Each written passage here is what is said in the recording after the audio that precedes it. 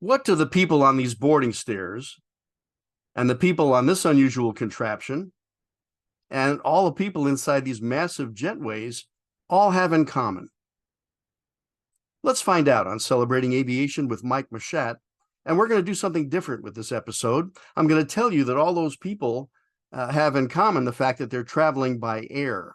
And what we're going to do is welcome you aboard, and we're going to tell you the story of the history of boarding and deplaning airliners. When you look at the airliners of the 1930s, like this Douglas DC-2, and compare that with the DC-6 in the 1950s as grandma waves goodbye to go visit her kids, you realize that there's a lot of progress made in commercial aviation. But what I wanted to do is show you how things are today. So we sent our Celebrating Aviation with Mike Mashat photo team down to LAX in the company limo, and we wanted to show you what it's like boarding an airliner today. Did we get those photos back in time? Oh, we did. We have oh, cool. We have the picture. And here it is. This is passengers loading aboard a flight at LAX. And there you go. Now, I don't know about you, but this is what it feels like to me today, traveling in a bustling airport with 200 to 300 other passengers. And isn't that nice that the captain and flight attendant are greeting everyone as they board the airplane? I think that's really special. Well, I harken back to the days of the golden age of the prop airliners, where boarding an airplane looked more like this. But let's start at the beginning, when all you needed to get on board an airplane was a step stool or rolling stairs. And this is what Uber looked like in the 1930s. Actually, that's a Wells Fargo stagecoach. It was a promo shot showing the progress in transportation from the stagecoach to the American Airlines Douglas Sleeper transport at Glendale, California. But I wanted to point out that in those days, airlines had specific requirements, and the manufacturers met those. In other words, American Airlines boarded their passengers on the right side, and United and TWA boarded their passengers on the left. And the airplanes were actually built to accommodate that. With the giant skyliners of the 1950s, like this Lockheed Constellation seen at New York's LaGuardia Airport, the boarding stairs looked like this for the passengers to climb up into the airplane. With the advent of mixed class service, first and coach, there were separate doors and separate boarding stairs for each class of passenger. And the first class was actually in the rear of the airplane, as far away from the engines as possible. And then there was this. In September 1959, Soviet Premier Nikita Khrushchev visited the United States, and his Aeroflot Tupolev Tu-114 was parked at Idlewild Airport in New York with special security. That's the Pan Am Worldport being built in the background. Notice how the Pan Am boarding stairs do not reach the doors of this massive turboprop airliner, and how a ladder was added to the stairs at the rear door. I live 20 minutes east of the airport, and I still have vivid memories of the unique sound this airplane made as it departed for Moscow at night. I was standing in our kitchen as it flew overhead, and the dishes actually rattled inside the cupboards. This gets my vote as photo of the week. What a beautiful airplane, and the largest airliner flying at the time. But look at this novel boarding system, a spiral staircase coupled with a ladder. Just amazing. And I should mention about baggage as well. When airplanes were this close to the ground, it was just a case of rolling the baggage cart up to the door. And then as airplanes got larger, this United DC-6 seen here at LAX and the baggage loading system. This is a unique forward baggage compartment on the main deck of the airplane. With the jets, the first baggage bins were used. This is a United DC-8, and those bins were loaded with suitcases and packages and lifted into the baggage bay of the airplane. And then you have today, gosh, this thing looks like a cruise ship being serviced, but you can see the baggage loading systems and the catering trucks, and of course the jetways. We've come quite far. So sit back, relax, and enjoy the flight as we tell you the story of all the different ways you can get on board and deplane from an airliner. We'd like to welcome those of you in first class, and for those of you in coach, the snack boxes will be passed out shortly. But first, a pop quiz. Get out a pencil and paper. I have a question for you. Which one of these 4 airplanes was the world's first jet airliner? I get comments about this all the time, but the answer is all the above. What do I mean? Well, the Rolls-Royce Nene-powered Vickers Viking was a test bed for those engines, but it was the first transport aircraft to be powered by turbojet engines. The de Havilland Comet 1 was the world's first jet airliner to go into scheduled service.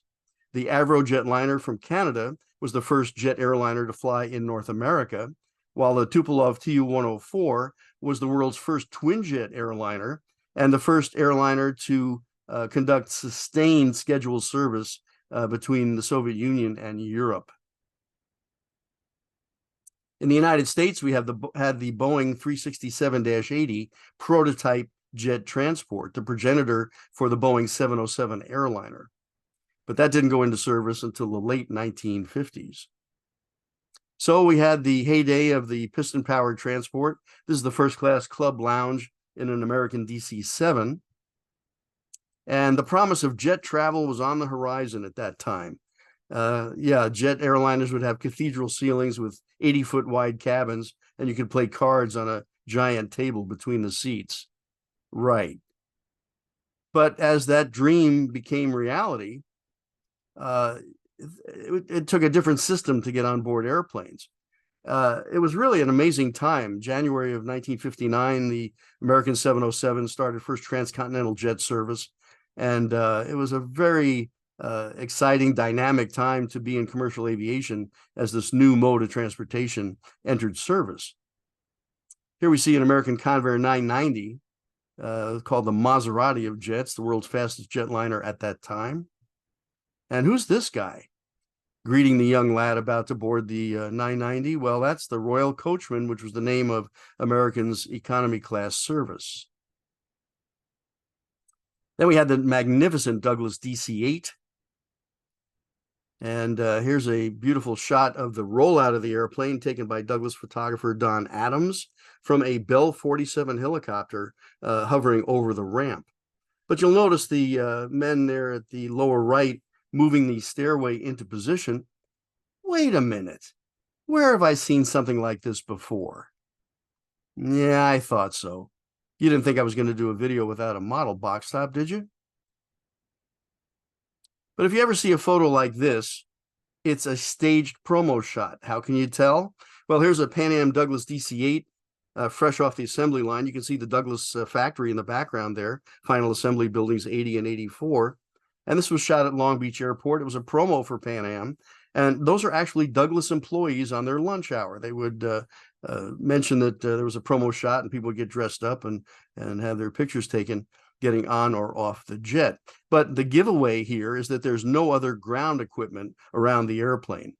And I mention that because this is what it took to launch a jetliner at the very beginning of commercial jet operations in 1958 and 59. You had fuel trucks, lavatory trucks, a power cart. Airplanes didn't have APUs in those days. And a water cart, that's the dark gray truck in the center there, carrying distilled water for the engines, which were water injected on takeoff for additional power. Here's a diagram from Boeing of all the different equipment. And this is before underground refueling and a lot of the modern conveniences that we have today. The airports themselves required a different design for getting on and off the jetliners. You can see the first jets were parked at the end of the what we call the sheep runs there at LAX. And that was mainly for the jet blast and the ground equipment also that it needed. But you climbed aboard your flagship, and when you got to the top of the stairs, you'd turn around, and this was the obligatory wave at the folks on the observation deck. I still do that today at Burbank, drives my kids nuts. But you can see the prop airliners on the ramp there, and this was, again, the beginning of a whole new era. In 1961, LAX Jetport opened, the airport of the future. And here's the new tower and, of course, the theme building, or the Spider, as we called it. Check out the cars in that parking lot. Are there enough tail fins for you? Holy cow. But LAX had another innovation, the satellite terminal, and these were equipped with things called jetways. These were covered bridges on wheels that could rotate out and be extended out to the airliner. And the main purpose of this was to keep the passengers out of the weather. Here's the satellite terminal with the jetways at United, DC-8s and 720s. And gosh, look at how clean that ramp was. That didn't last very long, but this was the beginning of, again, a whole new era in commercial transportation. Now, for other airports, what would happen if you combined this man-powered boarding stair? You can see the handles there at the bottom to be pushed into position, and put this on the back of a pickup truck. Republic Aviation in New York was one of several companies conducting studies to see how this would work. And the idea was that you'd have the stairway that could be retracted or extended at the airplane. And there it is. This is at Idlewild, Eastern DC-8, with the mobile stairs. Here are the mobile stairs on a DC-8 at Baltimore Washington Friendship Airport. And I included this shot because there's a little story here. I took this photo after walking out the door that you see off there behind the right landing gear. And I was just waving at the guys and, hey, how you doing? And I had my camera and mind if I take some pictures? No, go ahead. You walk around the airplane, whatever you want to do. Try that today. But you can see the mobile boarding stairs there on the left. Here's a combination of the man-powered and mobile stairs. The truck-mounted stairs are at the BOAC Bristol Britannia in the foreground, while the man-powered stairs are on the TWA 707 in the background. And here's a beautiful shot taken by my friend, the late Terry Waddington, but this shows two mobile stairs at an Avianca Boeing 707. And we mentioned the Pan Am Worldport. This is what it looked like when it was completed. It was a novel approach inspired by the Tempelhof Aerodrome in Germany, but it had a cantilever awning over the airplanes, protecting the passengers from the elements, and a jet bridge that would extend from the gate down to the jetliner. And check this out. This is an original straight pipe Boeing 707-320 Intercontinental. Another novel approach was at Dulles International Airport in Washington, D.C., another airport of the future that opened in 1962. And this photo was taken from something called a mobile lounge. Let me explain how that worked. Here we are inside the original terminal building, and on the left you see those doors, and those are actually the gates. You would those doors would open accordion style, and then you would enter the gate and get into something that looked like this, and this was called a mobile lounge. This then motored out to the airliners, which were parked at the midfield terminal, as they called it. And it would go right up to the doors, we'll see in a moment. But those jets were about, 3/4 of a mile from the terminal. And it was a unique approach to keep the jet action away from the terminal itself. So here's the mobile stairs attached to a mobile boarding unit on a pickup truck. And you see the passengers boarding. Here's a great name the plane shot. Anybody want to take a stab at it? Oh, good, you got it. It's an Eastern Boeing 720. Look at the size of the first mobile lounge compared to a Volkswagen. That's amazing. But when jumbo jets came into service in the early 1970s, the mobile lounges had to be redesigned to extend vertically up to the level of the jumbo jets.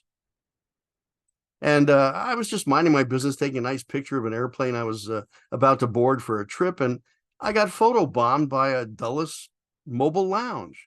Go figure. Now, this is interesting. In the 1980s, Dulles Airport expanded from 1 to 3 midfield terminals and installed an underground train system to augment the mobile lounges.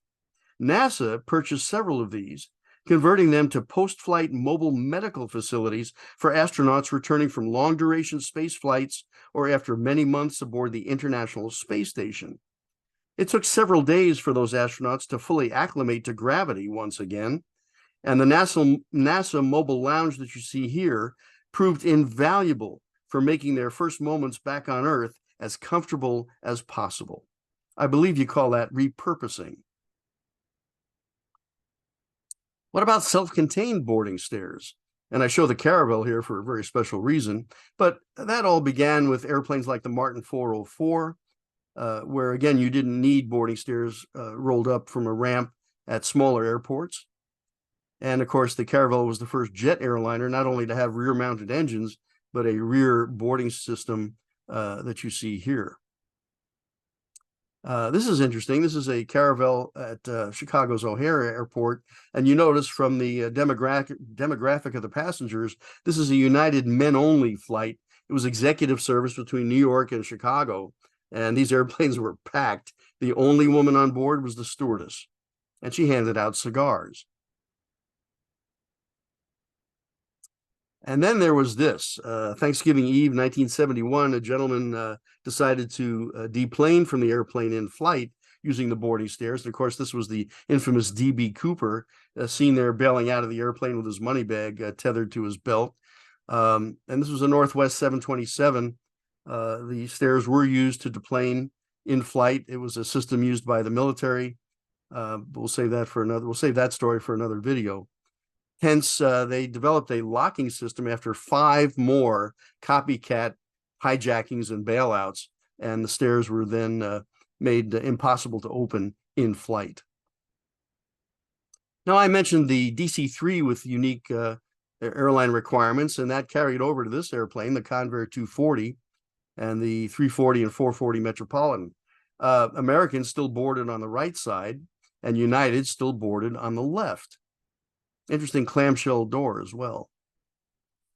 The Vickers Viscount, world's first turboprop airliner, had self-contained boarding stairs, as did the Douglas DC-9. Now, this is interesting. The original concept for the DC-9 was to have a folding clamshell air stair, like you see on this Fairchild F-27. But SAS Scandinavian Airlines pointed out an interesting problem. In the wintertime, if it was snowing, when they folded that stairs up, it would pour snow all over the first-class passengers. Hence, the DC-9 had an integral folding air stair. But the folding stairs are quite effective for executive aircraft and commuter aircraft. So they don't need separate ground equipment on usage in smaller airports. The jumbo jets presented very unusual problems, and so we'll talk about that for a moment. This is a photo I took from a TWA 747 in September of 1970, and this is LAX. And look at that structure. That's amazing. For, again, Terminal 3 and Terminal 2, where Pan Am and TWA had the first Boeing 747s in Los Angeles. Back in New York, TWA had an interesting terminal, the Aero Saarinen designed concrete bird. This thing looked literally like a giant bird just landing on the airport, but it was just a fantastic terminal. And they had what they called Flight Wing 1, that tube that you see took you from the central terminal out to the gates. And you see 707s and Convair 880s parked there. Here's Flight Wing 2, which was added again for the 747. And L-1011s that came in the early 1970s. I should mention that this terminal is still there today as a historic landmark, and the tubes that you see going out to the flight wings actually connect to 2 units of a hotel at the TWA Hotel. If you ever get a chance to stay in that in New York, it's a little time capsule, takes you back to the early 1960s. And the JetBlue terminal is now on the ramp where you see all the TWA jets in this photo. Here's an interesting thing. This is an additional terminal at JFK in the 1970s. And look at all the different configurations for the Jetways, how they fold and service the different aircraft. And then you have this. Today we have the Airbus A380, 500 to 600 passengers, and 3 Jetways at different decks for the airplane. And I should mention the cockpit is actually in the middle of the upper and lower deck, so it could be considered a 3-decker, technically. Now, we didn't talk about flying boats, and this is interesting because how do passengers get out to a flying boat? They have to go out on motor launches? Well, Some did. Here we have the crew boarding a Boeing 314, but generally they were at a dock. If the airplane was amphibious, like the Sikorsky S-40, it would taxi up onto a loading ramp, and then passengers and baggage could be put aboard, as you see here. And yes, even the President of the United States uses a boarding stair to get on and off Air Force One. This, of course, is President Kennedy, his beautiful wife, Jackie, in the early 1960s. So let's look at the progress made from the 1920s to the 1940s and the jet age 1960s and into the 21st century. Thanks for flying with us today. And there you have it, a look at boarding and deplaning in the history of commercial air travel. We'd like to thank the special folks who make these presentations possible. And thank you so much for celebrating aviation with Mike Machat. We enjoy bringing these presentations to you. And if you haven't subscribed, we'd like to have you on board. Please do hit the like button on the way out. That does help us with YouTube. As always, until next time, take care.